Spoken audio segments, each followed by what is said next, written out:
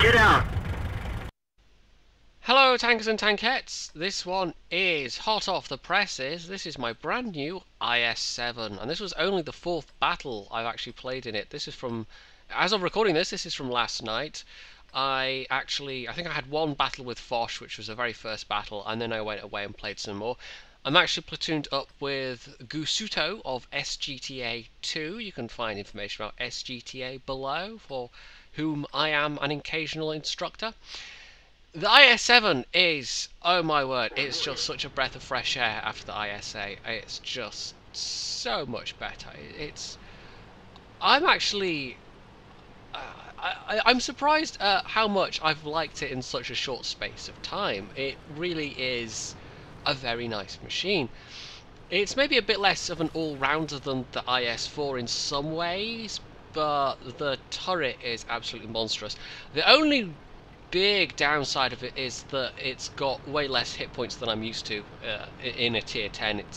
I think it's got the least of any of the tier 10s I've actually got, although off the top of my head I can't remember how many hit points the 110E5 has, so I might be wrong with that, but I'm used to having, like the IS-4's got 2500 hit points, the mouse has got 3000 hit points, so I'm used to having a lot of hit points to work with. This doesn't especially. This has only got a bit more hit points than my Tortoise does. But that said, the Tortoise does have quite a lot of hit points for a tank destroyer. So, yeah, Airfield, we are pretty... I mean, this is pretty nice matchmaking. The enemy team has got, however, 3 artillery. We have only got effectively 1, because our T-92 never loads into battle, so we're an artillery down. And yes, one of theirs is the Crusader SP, so not that big of a threat, but an Object 261 and the FV3805, you know, they're both quite nasty machines. So that's going to be problematic. And bear in mind, the Batchat 155-58 has got the autoloader, so he's got like over a minute in terms of reload time when he's reloading his clip. So there's going to be long periods when we don't have any artillery support at all. Anyway, there is a lot of stuff here. Me and the E100 are in this position. You can see Gusuto is a bit to the left on that rise there. And, oh hello, Leopard PTA. Now I have to say, I'm surprised by the handling of this gun. Looking at the stats, I thought honestly that it would be worse than it is. But it's really not that bad at all. And maybe because you've got that bit of extra armour and that you can be more confident of bouncing stuff while you are taking that tiny bit of extra time to aim, which I just did not find with the IS-8 at all. I was forced a lot of the time, it felt like, to make snapshots which were more or less going to miss the majority of the time. So that is quite refreshing, and also it's got a really nice amount of alpha. It's 490 average alpha damage. It's got, I think, 250 pen. You can see that I've only bothered to put on 1 APCR round because I'm not going to need APCR very much in this thing. In fact, I am struggling to think of really any tank where I'll need APCR with 250 pen. So just kind of playing chicken almost. Now this is risky because artillery can hit me here. So I'm kind of rocking back and forwards, trying to draw them out, also trying to not get hit by artillery. And artillery, or the lack of artillery, would make this game a lot easier. But on the other hand, at least our artillery can hit them. As you can see, our artillery is hitting them. Oh, and there's an artillery that fired and missed. And the mouse bounced. Yeah, a lot of action going on here right now. They've got a lot of stuff around there, though. And they actually have more heavies in this corner. Now, I was trying to take that guy's axle, it didn't quite work. Our E100 is being too aggressive there, as you can see, getting quite punished for it. I'm going to guess that their Jagdpanzer E100 is back in D2, somewhere like that, because that is the natural assumption. Now, there's the STI. I actually get tracked by the Jagdpanzer E100, which is quite lucky that my tracks ate that, and I'm able to hit really the one weak spot that the ST1 has, the STI, whichever, has frontally, that is that kind of semicircular bit that's, I think that's meant to be the commander's hatch thing, but oh, hello artillery. It's not invulnerable if you've got high enough penetration, but it can be quite troll, actually hitting it and penning it. It's not a very high percentage shot a lot of the time. Anyway, Gusuto's gone down there, but he's also about to get spanked by artillery. unfortunately. That Object 261 was being quite punishing. They've got us on the back foot now, and they're starting to push a bit, and I'm just hoping to do some damage. Now, unfortunately, I don't quite get my shot off in time to stop him shooting me. Gusuto is now dead, and that E100 is almost dead as well. So I am now effectively alone, 4-7. This match is not going in our favour at all. And you can see there we've got a bunch of stuff up there, including an Object 430. I don't know.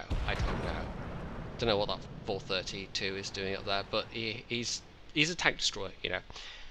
So I'm basically alone in the middle now. We've got Jagdtiger that is watching the south. I'm not even going to bother trying to shoot that 1375. It'll just be by the time I got my turret round, there's just no point. So everyone at this point was, well, I say everyone, the Waffle Panzer IV will in a moment start pinging me and telling me to get out of there. But the thing is, get out of there to where? There's nowhere really to go effectively. I could go down the slope to my left, at which point I will get shot in the back. I could try and go round the outside of this rock, at which point I'll probably get shot by tank destroyers and artillery. So I'm not quite sure where they thought I could go from here. But this is where it starts to get silly. Now he unfortunately manages to hurt me. I'm not quite sure why that penned. Maybe the lower front plate, because the lower front plate is the biggest weak spot frontally of this thing. Now 3075 is down. They did take out our non-loaded artillery. Now this is where they start to make big mistakes. They should have flanked me. There's 3 of them. There's 1 of me. I'm not particularly high health. And they have a T-57 Heavy, for crying out loud. Why one of them, why especially the T-57 Heavy, didn't drive around the outside of me? Now, yes, potentially they know that there's tank destroyers there. But there's, I think, looking at the minimap, there's actually quite a narrow window where they would have to worry about. So he's got AP. I'm just bouncing his AP. And that's quite nice. I put 1 in him. There's artillery again who fires and misses. If I can... nope. Can I hit him? Yes, there we go. IS-7 down. Okay, I'm now just dealing with a T-57 Heavy and a mouse. And he's probably going to be reloading... I would guess heat after that, because it's the kind of situation where you are facing off against somebody who's got tough armour. You do load the premium ammunition at that point, because that is a tough enemy. So try for the turret cheek, doesn't quite work, but our RT has opened up again. And the Object 268 is actually now moving, which is quite nice. T-57 Heavy coming around. Oh, nearly reloaded. Can I? There we go. One more and he would have had me. So lucky, so lucky. I don't actually have... I mean, the reload on this is not great, it's not terrible. I don't actually have quite 100% crew yet. I spent gold on the commander, so the commander went in with 100%. And I think because you need an extra loader for this, I retrained a loader with gold. Well, I trained up a new loader with gold. And the rest obviously have all got some crew skills. So the rest are all kind of at 90-odd%. So the reload speed will get a tad better. And this is one of those ones where it actually has 2 loaders, which is... If you've got 2 loaders, then yeah, okay. The loader crew skills aren't the most useful in terms of having 2 of them, but you can give them stuff like repairs and safe sewage, as I occasionally like to say, or even yeah, you know what I mean. But anyway, Jagdpanzer E100, he's now alone. The 430, the 430 is not the best player. Sniper, not camper. No, is what I'd say to that. Now, unfortunately, our 268 has been taken out by artillery. I'm relatively artillery safe here, I think. Our 430 is not really playing like a top-tier medium. The E100 has made it to the cap. Our artillery is wisely going to withdraw. The E100 just seems intent on capping. So if I can get rid of this Jagdpanzer E100, that makes things a lot easier. I have a suspicion that Waffle Panzer IV, the enemy one, is going to come through the middle. There we go, managed to hurt him. He fires and misses. At which point I know I can definitely reload before he can, so I'm just going to sit and aim carefully for these last few seconds. A slight risk with artillery, but there we go. He's down. Now I've got to go back though. That E100 needs dealing with. The Waffle Panzer, our Waffle Panzer IV is going towards the cap. and I've actually got an HE shell now loading because I have a suspicion. I have a suspicion that and yeah, there it is. So I've got that 268 wreck, and unfortunately that misses. If I'd hit him, it would have killed him. But alas, no. So I'm hull down. I'm safe against him. And yeah, that's both artillery. One actually takes my tracks and the other just nails me. So GG. And the 430 is finally making a move on their RT. But it's way too late to save me, unfortunately. This guy just spent far too long to actually get in motion. And he's now taking out their RT, but it's him and the Batchat RT, and I don't think we could have won, honestly, at this point. He's got the choice of either going to kill that FV, or he could try and whiz back towards our cap. And to be honest, he doesn't have enough hit points. The enemy E100 has got so much health left that it's not going to happen. And even if he does that, he's going to have potentially that FV RT shooting him in the back. So there isn't really a good choice here. I think we have lost either way.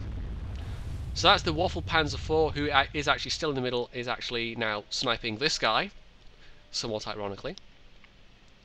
He is trying to get round this RT, but that miss. I don't quite know what he's doing here. He's maybe trying to disappear off the guy's radar, like he's... But anyway, no. The FE fires. The FE's now dead. And that missed, though. So lucky. So he's just going to sit here and finish off this FE. And at this point, he cannot get back in time. There's also the Waffle in the middle to deal with. I don't know if he's got... I don't know, stock engine or whatever. He doesn't seem like the fastest, but I don't know how fast this thing is off the top of my head. But we'll just speed it up here. Because, spoilers, they're going to cap. Yeah. So he's going to pop along back here. I think I don't know why it's saying 2 on cap, because there isn't 2 on cap, it is just the E100. So there we go, there's the Waffle. The 430 is just going for damage at this point. He gets quite a lucky shot there on the move. And then decides to go face hug the guy. Maybe he knew he could take the hit, I don't know. And there we go. Last kill, just as the counter goes. 14-13. And yeah, we lost. And that was sort of disappointing that it was a loss. But on the other hand, I really didn't mind that much, just because it was that bit there in the middle of the game, or towards, well, more towards the end of the game, where I was just alone against 3 enemy heavies. And they just screwed it up so badly, and I was just laughing to myself all the while. Like, I should not be alive right now, how am I still alive? Why are you letting me live? And I just kept doing the damage and taking the kills. And at the end of that, I actually ended up with over 5k damage, so that was alright. I do like this gun a lot, I like the turret a lot, I like the mobility. This is actually quite a nice machine. And I think I'm going to like the IS-7. I think this might become my second favourite. I like the IS-4, don't get me wrong. It's a very solid machine. The mouse is by far still my favourite tier 10. And Sircon actually asked me the other day on the stream, so do you still actually like playing the mouse? Oh, Sircon, you silly, silly boy. Of course I do. And after that, I would maybe place the... I don't know, the 125? And what's the 4th one? I've got 4 now. I can't remember. Anyway, it doesn't matter. I'm liking this machine. It's tough. It's an excellent brawler.